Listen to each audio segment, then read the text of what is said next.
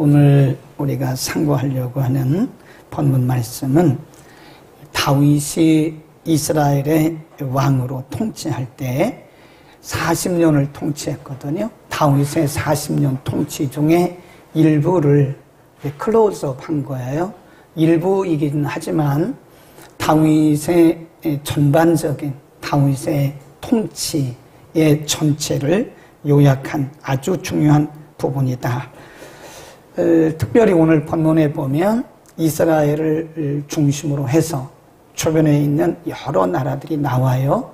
블레셋도 나오고 요단강 저 동쪽에 있는 모압도 나오고 암몬도 나오고 이렇게 보면 지도를 놓고 보면 오늘 8장의 내용이 동서남북 다 해당이 됩니다. 이스라엘이 있고 동서남북 다 해당이 되는데 그 주변에 있는 나라들과 어떤 관계성을 가지고 있었나 매우 중요한 말씀이고요. 그래서 오늘 우리가 본문 말씀은 읽기만 해도 힘이 나는, 읽기만 해도 이 성경 본문을 보기만 해도 아주 힘이 나고 용기가 주먹이 불끈불끈 쥐어지는 말씀인데요. 자, 8장 1절부터 한번 쭉 읽어보겠습니다. 8장 1절 시작. 이후에 다윗이 블레셋 사람을 쳐서 맞고 블레셋 사람의 손에서 메덱 암마를 뺏으니라. 이 블레셋이 보통 사람들이 아니거든요. 근데 블레셋을 이기고 항복을 받아낸 거예요. 그리고 그들에게 있는 모든 것을 다 빼앗아 왔다. 2절 다윗이 시작. 다윗이 또 모압을 쳐서 저희로 땅에 엎드리게 하고 줄로 재어 그 두 줄 길이의 사람은 죽이고 한 줄 길이의 사람은 이니 모압 사람이 다윗의 종이 되어 조공을 바칩니다. 이 모압은 이스라엘이 여기면 요단강 건너에 있는 나라입니다. 블레셋은 오른쪽에 있는 지중해 쪽이고요. 그러니까 서쪽이고 여기는 동쪽이에요. 이쪽과 이쪽을 완전히 지금 다윗이 장악을 그냥 장악한 게 아니에요. 완전히 항복받고 그들에게 있는 것들을 다 종으로 받아오는 이런 승리를 갖게 되는 거죠. 자, 3절입니다. 3절 시작. 내 아들 소바왕 하다데셀이 자기 권세를 회복하려고 유브라데강으로 갈 때에 다윗이 저를 쳐서 그 1,100과 보병 2만을 사로잡고 병 100승의 말만 남기고 그 위에 병기의 말은 다 발의 힘줄을 끊었더라. 유브라데는 저쪽입니다. 바벨론 쪽이에요. 바벨론. 대단합니다. 우리가 지도를 놓고 봐야 되는데 저쪽까지 이 바벨론 그 근방까지 이 다윗이 완전히 장악을 한 거예요. 그 지역에 있는 사람들도 다윗에게 와서 다 항복을 하게 되는 거예요. 자, 또 6절로 갑니다. 시작. 다메섹 아람의 수비대를 두매 아람 사람이 다윗의 종이 되어 조공을 바치니라. 다윗이 어디를 가든지 여호와께서 이기게 하십니다. 거기 보면 7절에 다윗이 하다데셀의 신복들을 쭉 내려갑니다. 9절 하마당 도이가 계속 내려갑니다. 계속해서 11절로 갑니다. 12절만 읽읍시다. 시작. 곧 아람과 모압과 암몬 자손과 블레셋 사람과 아말렉에게서 얻은 것들과 소바왕 르홉의 아들 하다데셀에서 노력한 것 같이 드렸다. 거기 보면 지금 우리가 쭉 읽었던 그런 나라들을 요약해서 설명하고 있어요. 집에 가서 한번 요즘 뭐 얼마든지 검색을 하면 그 지도가 다 뜹니다. 쭉 보면 동서남북, 심지어는 저 유브라데 강 근방까지 다윗이 다 제압을 하고 이기고, 어쨌든 어떤 나라와 전쟁을 하든지 다 이기는 거예요. 누구와 전쟁을 하든지 이깁니다. 나라가 크든 작든 군대의 수가 많든 적든 그거 상관없어요. 다 이기는 거예요. 힘이 나죠. 이 말씀을 우리가 보기만 해도 듣기만 해도 힘이 나고 아주 용기가 치솟는 그런 말씀이에요. 그러면 성경이 왜 이 다윗의 이런 모습을 기록하고 있느냐? 이 반복된 두 구절이 있는데 다윗이 어디를 가든지 여호와께서 이기게 하시니라 두 번 나옵니다. 그게 키 센텐스예요. 오늘 성경이 우리에게 하시려고 하는 말씀은 다윗이 어디를 가든지 여호와께서 이기게 하셨다. 다윗이 이긴 게 아니고 하나님이 다윗에게 이기도록 하셨다. 그런 말씀입니다. 무슨 의미를 가지고 우리에게 이 말씀을 기록을 하셨나? 그 중에 하나가요. 하나님이 온 나라, 온 민족, 온 백성, 온 군대를 통치하시는 통치자라는 사실을 우리에게 보여주고 있습니다. 하나님이 절대적 통치권자다. 우리가 보면 12절에서 공부했듯이 주변에 있는 나라들을 보면 이스라엘보다 큰 나라도 많아요. 또 이스라엘보다 작은 나라도 많아요. 근데 그거 상관없더라고요. 나라가 크든 작든 군대의 수가 많든 적든 전략이 있든 없든 무기가 많든 적든 그거 상관없다 이거예요. 하나님이 통치자시기 때문에 하나님이 이기게 하시면 이기는 거예요. 아멘. 하나님의 통치권을 우리에게 보여주고 있는 것이다. 그래서 이것은 다윗이 한 게 아닙니다. 하나님이 하신 일이에요. 하나님. 그러니까 하나님이 온 세계를 통치하고 계신다는 사실을 우리에게 보여주고 있는 겁니다. 사람이 살고 죽고 사람이 높아지고 낮아지고 성공하고 실패하고 이거 사람이 하는 거 아닙니다. 절대 아닙니다. 사람이 높아지고 낮아지고 살고 죽고 성공하고 실패하고 이런 모든 일들이 절대 통치권자이신 그분의 손에 의해서 지금 움직여지고 있는 것이다. 그래서 이 믿음이라고 하는 것은 그분을 바라보는 거예요. 그분을.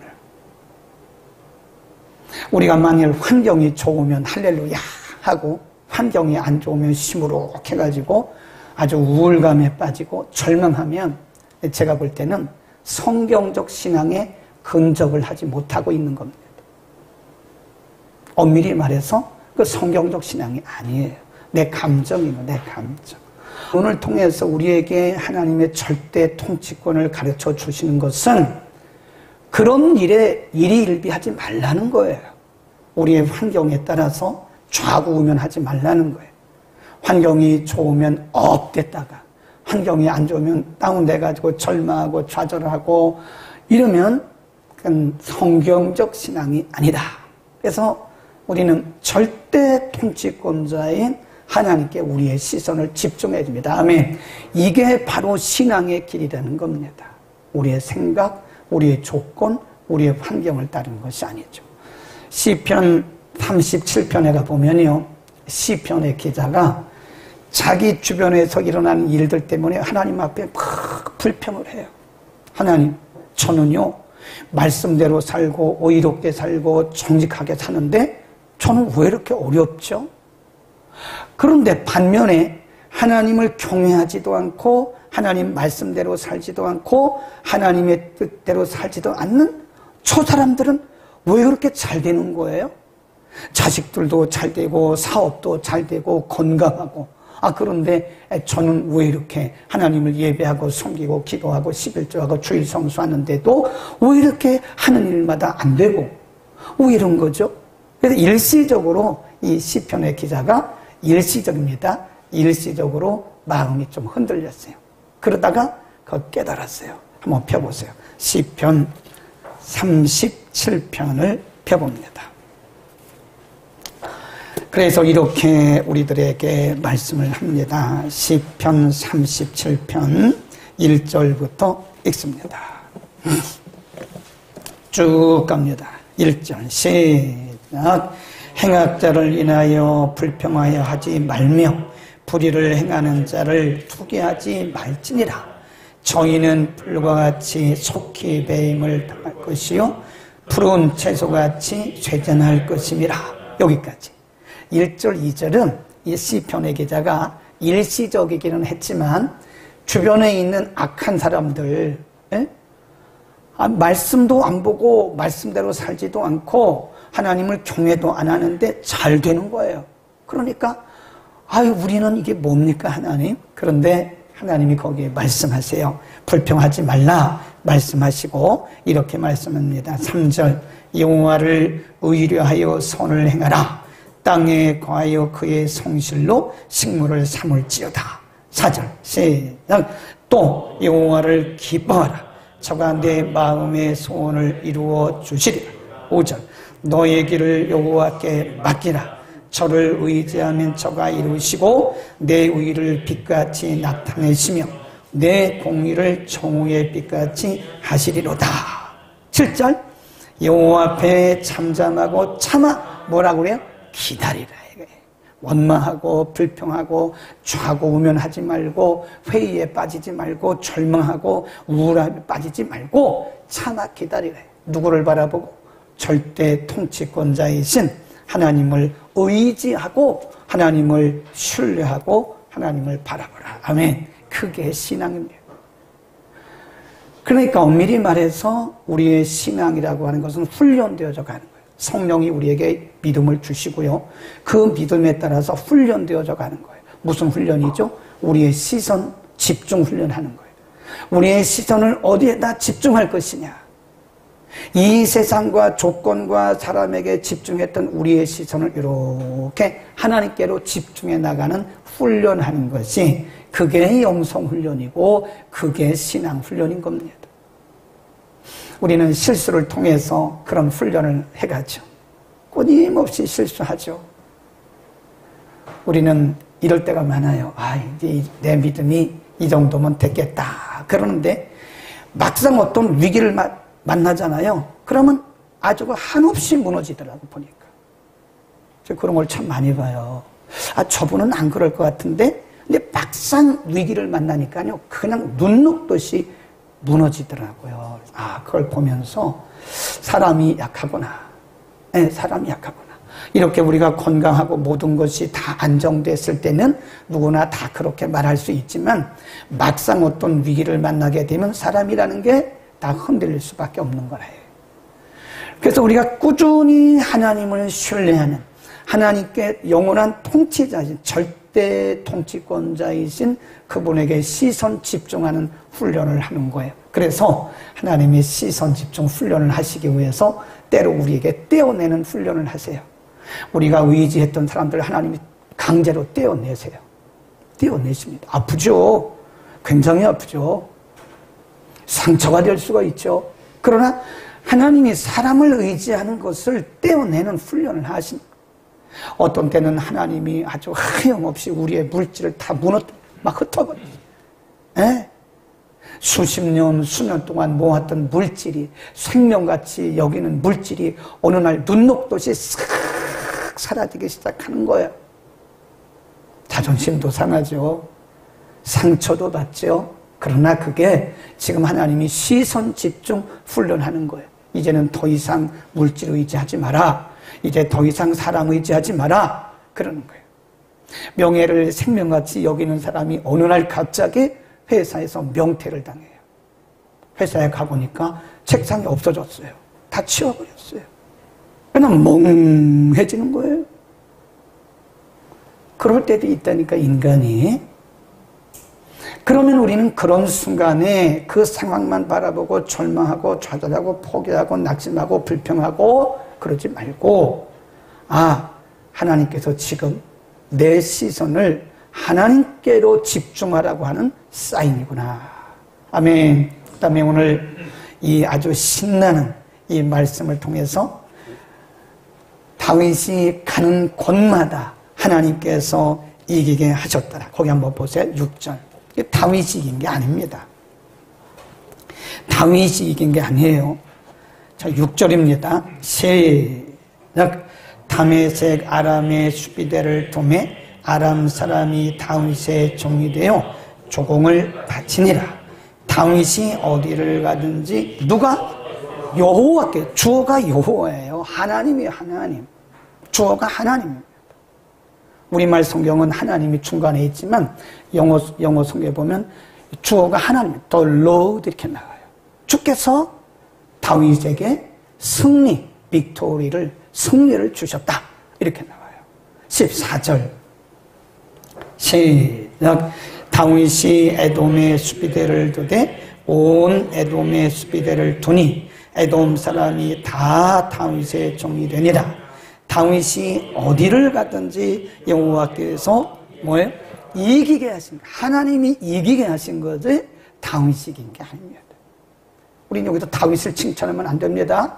그건 성경을 잘못 보고 있는 거예요. 다윗을 칭찬하면 안 됩니다. 하나님이 하신 거예요. 하나님이 다윗이 어디를 가든지 상대가 누구든 군대 수가 많든 적든 전략이 있든 없든 무기가 많든 적든 아무 상관없어요. 하나님이 이기게 하시면 이기는 겁니다. 아멘. 그러니까 우리의 초점을 하나님께 맞추고 하나님 바라보면 그분이 하시는 거지. 아니 우리가 무슨 사업을 하는데 자본금이 많다고 이깁니까? 아무리 자본금이 많고 내가 경력이 많아도요, 하나님이 닫아버리시면 안 돼요. 안 됩니다. 반대로 내가 자본금이 없어도 그리고 내가 경험이 없어도 하나님이 하게 하시면 되는 거예요. 아멘. 하나님이 하신다. 우리에게 뭘 말씀하는 거죠? 은혜의 필요성을 가르쳐줘요. 사람이 아무리 날고 뛰고 아무리 해도 안 됩니다. 뭐가 임해야 돼요? 하나님의 은혜가 임해야 돼요. 하나님의 은혜가 임하니까 다윗이 가는 곳마다 이기는 거예요. 다윗이 막 금의를 나타내지 말라고요. 아멘.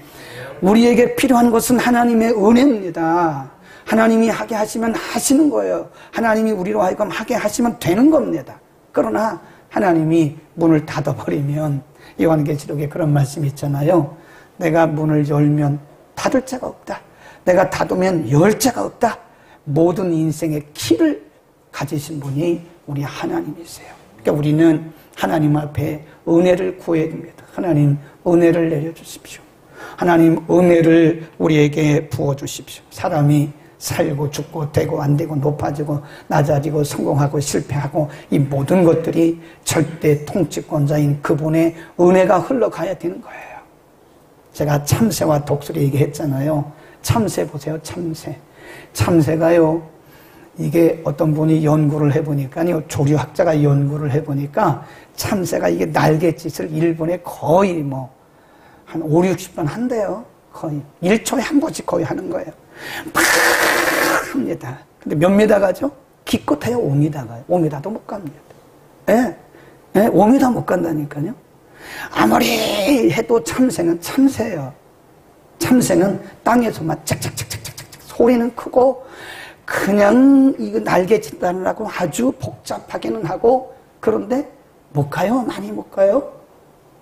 인간은 참새입니다. 근데 이 독수리는 말이에요. 독수리 날개가 엄청나게 크잖아요. 근데 독수리는 낮은 땅에 살지를 않아요. 아예 근본적으로 독수리는 높은 산 바위 꼭대기에 집을 짓고 살아요. 참새는 땅에서 착착착착착착 그래봤자 5m도 못 가. 근데 독수리는요, 한번 날개짓을 한번 슉 하면 이게 수십 킬로미터 간다더라고. 적게는 수 킬로미터 간대. 한번 이렇게 하고 쫙 아직도 안 끝나서 계속 가는 거예요. 저는 그게 뭐라고 생각하냐면 하나님의 은혜라고 생각합니다. 하나님의 은혜가 우리에게 임하면, 하나님의 은혜가 우리에게 임하면 마치 독수리 날개 한 번 치고 쫙 가는 것 똑같아요. 근데 하나님의 은혜가 아니면 참새하고 똑같습니다. 우리가 아무리 날개짓을 해도 참새는 참새요, 날 수가 없어요. 기껏해야 5m 간다니까요. 우리는 뭐예요? 참새 같은 존재. 여기에 뭐가 임해야 돼요? 하나님의 독수리 날개 같은 은혜가. 그래서 성경에 보면 그 신명기도 그런 말씀이 있어요. 하나님이 이스라엘 백성들을 인도할 때 독수리 날개로 업어 인도했다, 그런 말씀이 있고, 성경에 보면 독수리라고 하는 그 참새처럼 살지 말자. 아무리 뛰어봤자 거기에 옛날 어른들이 말하기를 뛰어봤자 벼룩이다. 인생은 하나님의 은혜가 없으면 뛰어봤자 벼룩입니다. 안 되는 겁니다. 그러나 하나님이 우리에게 은혜를 주시면, 하나님의 은혜의 날개에 업히면 우리의 사업도, 우리의 자녀들도, 우리의 모든 것들이 그렇게 날개 돋친 듯이 가게 될 줄로 믿습니다. 그러니까 독수리 날개 은혜를 구하세요. 되는 겁니다. 하나님이 하시면 되는 거예요. 그래서 시편에 이렇게, 자, 우리 한번 성경 한 번 더 찾아보겠습니다. 다 찾지 말고요. 고린도전서 15장 10절만 찾아보겠습니다. 바울이 고백하기를 그렇게 고백을 합니다. 고린도전서 15장 10절. 우리 다 같이 한번 읽겠습니다. 15장 10절 시작. 그렇죠. 그러니까 바울이 말해요. 평생을 복음을 위해서 어마어마한 능력을 행하고 수많은 사람들에게 복음을 전하고 대단한 업적을 남겼잖아요. 그런데 그분이 고백하기를 나의 다 된 것은 하나님의 은혜야. I am what I am. 내가 나 된 것은 그분의 은혜야. 아멘. 그분의 은혜를 입으면 여러분 사도 바울같이 또 다윗처럼 이렇게 형통할 줄로 믿습니다. 그러니까 우리는 내려놓는 훈련을 해야 된다. 하나님의 은혜가 아니면 안 돼요. 그러니까 우리가 눈만 감으면, 눈만 떠도, 눈만 감아도 우리는 하나님의 은혜를, 하나님 은혜 주십시오. 은혜 주십시오. 기도할 때도 많은 말을 하는 것도 물론 중요하지만 하나님 은혜를 베풀어 주옵소서. 하나님 은혜 주옵소서. 연약합니다. 부족합니다. 무지합니다. 하나님 넘어지는 연약합니다. 하나님 은혜를 주옵소서. 이렇게 눈물을 흘리면 하나님은 그런 사람에게요 은혜의 단비를 내려주시는 거예요. 여러분 마태복음 13장에 보면 씨 뿌리는 비유가 나오잖아요. 씨 뿌리는 비유. 농부가 가서 씨를 뿌리는데 똑같은 씨, 똑같은 농부가 뿌리는데 어떤 씨는 길가에 떨어져요. 어떤 씨는 돌짝밭에 떨어져요. 어떤 씨는 가지덤불 속에 떨어져요. 어떤 씨는 옥토에 떨어져요. 근데 거기 마지막과 끝이 대조적으로 우리에게 가르침을 주는 게 있어요. 처음에 떨어진 그 밭, 길가밭은 단단한 길가밭입니다. 그러니까 거기에 씨가 떨어져도 씨가 발화를 못하는 거예요. 그러니까 지나가는 새들이 와서 그걸 탁 먹어버려요. 예수님은 씨는 말씀이라고 그랬고 밭은 사람의 마음이라고 그랬고 그 새는 마귀라고 그랬어요. 네 번째 옥토는 사람의 마음같이 겸손하고 온유하고 준비된 사모하는 마음을 얘기하는 그 밭에 씨가 떨어지니까 30배, 60배, 100배 이상의 결실을 하게 되는 거잖아요. 그 옥토 같은 마음이 돼야 돼요. 하나님, 저는 연약합니다. 그냥 입술로 하지 말고 진짜로 하나님 저 연약합니다. 하나님의 은혜 없으면 하루도 못 삽니다. 하나님 도와주세요. 하나님 은혜 주세요. 하나님 한 걸음 한 걸음 하나님 은혜를 주세요. 저는 한 걸음도 하나님 도와주시지 않으면 한 걸음도 걸을 수 없고요. 제가 살 수가 없어요. 그렇게 정말 간절한 마음으로 우리가 하나님 앞에 은혜를 구하면요. 의외로 하나님은 그런 분들에게 은혜를 주세요. 괜찮아요. 제가 하는 데까지 해보고요. 하나님 안 되면 도와주세요. 그럼 하나님이 굉장히 기분 나쁘시다니까요. 제가 한 데까지 해볼게요. 한 데까지 해보고요. 안 되면 그때 제가 기도할 테니까요. 하나님 도와주세요. 그러면 그 첫 번째 밭이나 두 번째 밭하고 똑같은데 아예 우리는 처음부터 하나님 앞에 엎드리는 거예요. 하나님 앞에 항복하는 거예요. 하나님 앞에 모든 걸 다 내려놓는 거예요. 그러면 하나님께서 우리를 불쌍히 계시고 그래 너 못하지? 하나님 그래 너 어차피 안 되는 거야. 그리고 하나님이 은혜를 주시는 거예요. 여러분 저를 포함해서 믿음의 선봉에 서달라고 기도해서 너무 은혜가 되는 거야. 좀 제가 막 업됐어요. 기도하시기를 하나님의 선봉에 서달라고. 우리 교회가 목사님 선봉에 서려면 하나님의 은혜가 필요한 거예요. 은혜를 구합시다. 그 다음에 성경에 보면요 반대도 있습니다. 어디를 가든지 다윗은 이겼잖아요. 하나님 이기게 하셨잖아요. 근데 반대도 있어요. 어디를 가든지 재앙이에요. 어디를 가든지 다 실패해요. 어디를 가든지 다 져요. 그런 데가 하나 있어요. 한번 펴보세요. 사사기 2장입니다. 사사기 2장. 전혀 반대입니다. 사사기 2장 11절부터 볼까요? 11절부터 보겠습니다. 11절부터 13절. 이스라엘 시작. 이스라엘 자손이 여호와의 목전에서 악을 바알들을 섬기며 애굽 땅에서 그들을 인도하여 내신 그 열조의 하나님 여호와를 버리고 다른 신 곧 그 사방에 있는 백성의 신들을 쫓아 그들에게 절하여 여호와를 진노하게 하였으되 곧 그들이 여호와를 버리고 바알과 아스다롯을 섬기므로 14절 15절 시작. 여호와께서 이스라엘에게 노략하는 자의 손에 붙여 그들로 노략을 당케 하시며 또 사방 모든 대적의 손에 파시니 그들이 다시는 대적을 이기지 못하고 15절 앞에만 시작. 네, 그렇지. 거기가 보면 그들이 어디를 가든지 여호와의 손이 그들에게 뭘 내리세요? 재앙 내려. 어디를 가든지. 동으로 가도 재앙, 서로 가도 재앙, 남으로 가도 재앙, 북으로 가도 재앙, 동서남북 어디로 가도 재앙입니다. 다윗은 어디죠? 동으로 가도 하나님이 이기게 하시고 서로 가도 이기게 하시고 남으로 가도 이기게 하시고 북으로 가도 이기게 하시고 누구를 만나도 하나님이 은혜를 주시니까 다윗은 이기는 거예요. 그런데 지금 이 사사시대 이스라엘 백성들은요, 남으로 가도 재앙, 서로 가도 재앙, 어디로 가도 되는 일이 없는 거예요. 네.